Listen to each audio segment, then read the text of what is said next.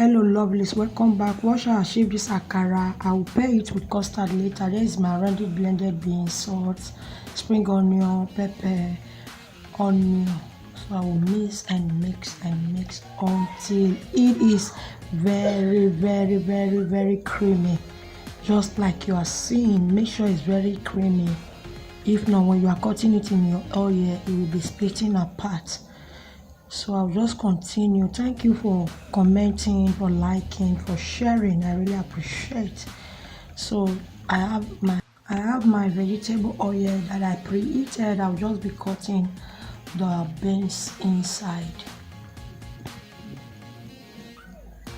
So I'll just flip over and flip over, and here it's dried. I'll take it out of the oil. So I put in a sieve, and this is my custard.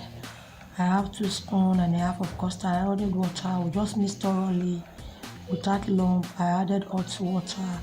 Now I'm going to combine very well, and this is it. After that, I will add my pick milk.